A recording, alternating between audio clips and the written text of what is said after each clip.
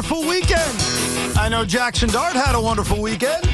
I know Giant fans had a wonderful weekend. I know the New York Yankee fan had a wonderful weekend. You didn't win the division, but, man, you tried and left it all out there, and you're going to start the playoffs in 48 hours. And we will get to Jaxson Dart and Malik Neighbors' injury and what happened at MetLife Stadium yesterday that feels very game-changing like. But first, we offer congratulations. We congratulate maybe the most gutless, most spineless, a team that brought us maybe the biggest black mark in the history of the New York Mets. We congratulate the 2025 New York Mets for doing the impossible. All the talent in the world, an owner willing to spend, a team president who's the smartest man in the room. Congratulations on somehow, some way, taking 21 games above 500, taking a garbage bottom of the National League, and somehow finding a way to screw their fans one last time. Congratulations. And you did it artistically. Most of the players didn't even know they did it artistically. You went to Miami. You lost on a Friday. You won on a Saturday with an utterly brilliant pitching performance, and then you dropped the deuce on a Sunday afternoon? Oh, my God. Your parents would be so proud. You did it.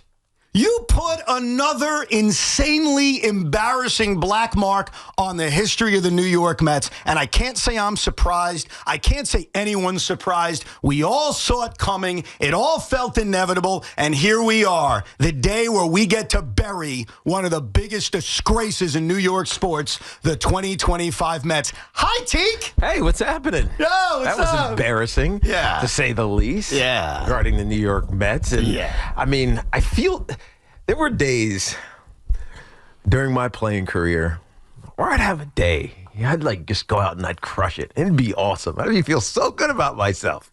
And then the Yankees would be on the back page.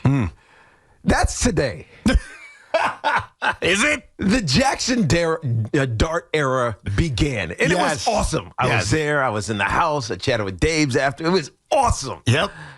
And it's buried. I know. Your Mets I know. suck. Your Mets I know. can't find a way to get out of their own damn way in a game where everything was given to them by everybody else.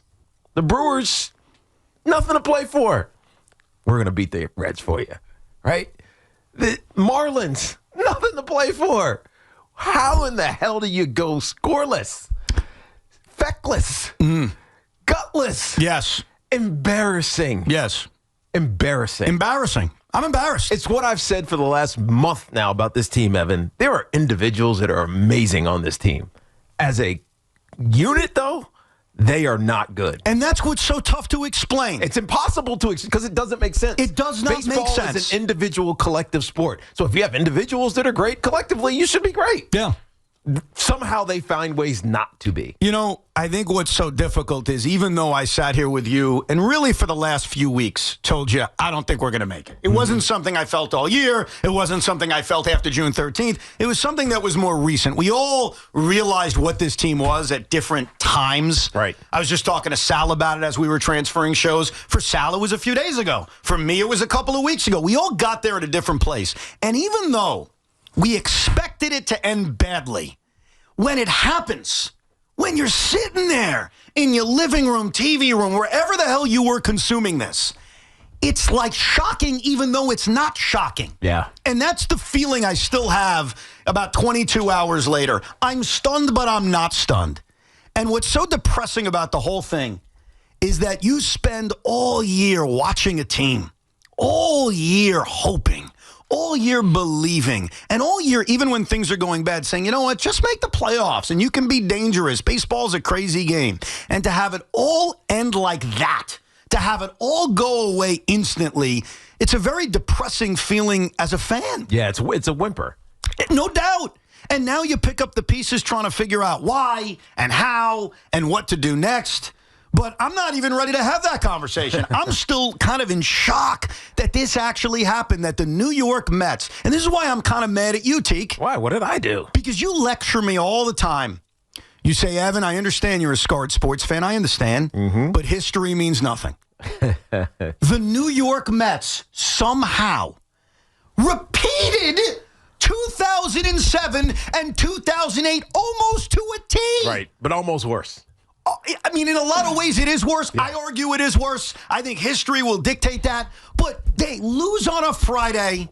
They win on a Saturday with a spectacular pitching performance. Congratulations to Clay Holmes. You live in the dustpan of Mets history the way John Mayne and Johan Santana's Saturdays. And then on Sunday, you get the help you need, and you find a way to get shut out and have your LD offense, sorry, it's an inappropriate term I like to use, completely you-know-what all over itself in watching the season end. And I admit a part of it is bad luck. Like Pete Alonso, and thank you, Pete, because Pete Alonso is the one freaking guy who consistently hit with men on base.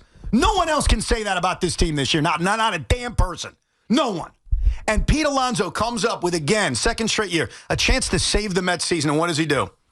He hits the ball, Tiki, harder than any ball was hit by a Met all year.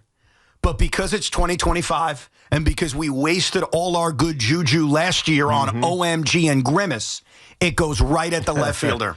And you knew in that moment, oh, my God, this is ending badly. And then you had the manager who was way too aggressive, couldn't keep it in his pants. He's going to the bullpen in the second inning, which I thought caught up to him. Because eventually you're going to pay the piper, and they did in that disastrous fourth inning. It was all a nightmare. And you're right. I want to apologize. I want to apologize to Jaxson Dart. You did nothing wrong, sir. You don't deserve to not have your day. And you'll get plenty of attention throughout the day and tomorrow and the day after. I'm sorry that the pathetic, gutless, spineless Mets had to take attention away from you. I'm sorry. But that's what they did.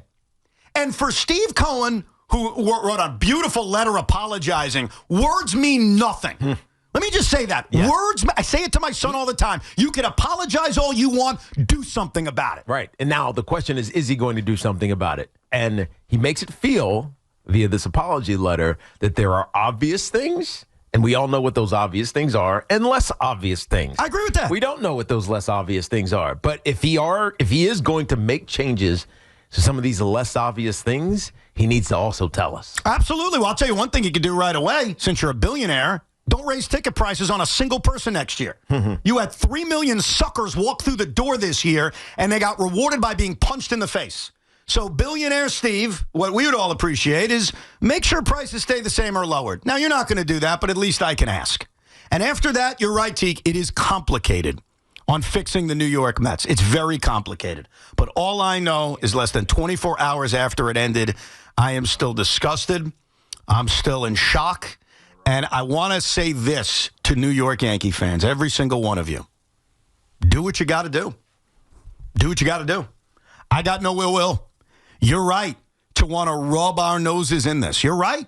Because Met fans, and I was a part of it, I think to a lesser degree, but Met fans had a lot to say. We opened our mouths. We said a lot of stuff. And the thing about being a sports fan is those receipts are always going to exist. So you have every right, before you get worried and excited about the Red Sox, to absolutely take our noses and stick it in the dirt. Not a Met fan can say a word about it because we are losers. We are suckers. We embarrassed ourselves. Everything you say about the 2025 Mets, we have to own. And look, is there a chance that next year everything turns? I hope so. But for now, we got to take our punishment.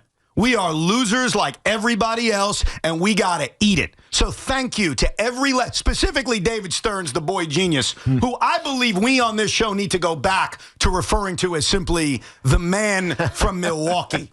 I think he has re-earned that name that he initially had upon coming here. The man from Milwaukee. Thank you, Alex. The man from Milwaukee touched everything, and it turned to feces. Yeah, here's the thing. We do know. Nobody's going anywhere from a coaching staff or from a general manager standpoint, right? Steve Cohen is going to retain Mendy. Let's start right there. Should they retain Mendy, Take? Only because the way he managed that game yesterday was pathetic. It was horrendously pathetic. Horrendously pathetic. 100%. And I was barely keeping track of it, but when I saw that Sean Manaea was out after an inning and 2/3, after not because he got banged around the yard, he had 2 walks. He walked a guy with an open base. Even Keith Hernandez said on the broadcast, boy, I wouldn't give Heriberto Hernandez a pitch to hit with a rookie like Navarreto on deck. Right. And after that walk, Mendy strolls out there to take him out? Right. That's disgraceful. It made no sense at all. Now, look, Brazoban got out of it, but at the same time, You pay the piper. Dude. Yes. What are you doing? You pay the piper. You're going to go get 23 outs from your bullpen? So let's start right there. I agree with you, Tiki. Carlos Mendoza's managing in game 162 was pathetic. Yes. Should he lose his job? The reason he can't is that the Mets are in a cycle right now where they are firing managers too quickly. Mm. And we saw it with the Giants, right? They went to the New York Giants. They had 2 years. Daves, we're going to give you 4. You have to break the cycle. You have to. I think Carlos Mendoza is a good manager. I think Carlos Mendoza was fortunate enough in year 1 to have ridiculous success, push all the right buttons, have an emotional clubhouse that just galvanized around one another. OMG, Grimace, whatever the hell was the reason. They got to the NLCS. And in some ways it felt not easy, but it felt like, man, we have every piece to do this consistently. And then this year, those same instincts didn't work. Yeah. Right? Those same decisions. I'm going to throw a Brandon Waddell game out there multiple times. It's just a game. It's 1 of 162. It doesn't matter. Those instincts backfired on him just like the success showered him last year. And it's a learning experience, and I would hate for the Mets to just strip it down, turn over the manager for turnover's sake, because you can't fire anybody else, right? You're not getting rid of Lindor. You're not getting rid of Soto. Who knows what Pete Alonso's and Edwin Diaz are going to be. You really can't get rid of Nimmo. Like, you're kind of stuck with who you have. How do you change it? You fire the manager. Right. But then you put yourself back in this cycle of 2 years, done, 2 years, done, 2 years, done. So you can't keep doing that. So, no, he shouldn't be fired. I agree with you. And I am disgusted by the way he managed game 162, and I think Carlos Mendoza had a horrible season. With that said, a lot of what you said I agree with. I don't think that's the answer. Now, would I make major changes on the coaching staff? Absolutely. Right. In fact, I'm going to get specific. I'm not just going to sit here and say, make some changes. I'll tell you who should be fired, and I'll tell you who should be hired. Because my hiring ideas will excite this Met fan base. I have big ideas on what this team can do that will change this coaching staff, change Carlos Mendoza, light a fire on everyone's ass, and even excite you that just in case things don't work out, someone will take the reins from him. I'll tell you those names coming up. Plus, we'll get to your calls at 888-808-1019 on the day after of another epic collapse in New York Met history. And Giant fans, you won't wait for long. We got a lot to say about their win and the debut as a starter of Jaxson Dart. There is a lot going on, and we'll be here all day, baby, at 888-808-1019, and we'll be doing it all live from the Town Fair Tires studios.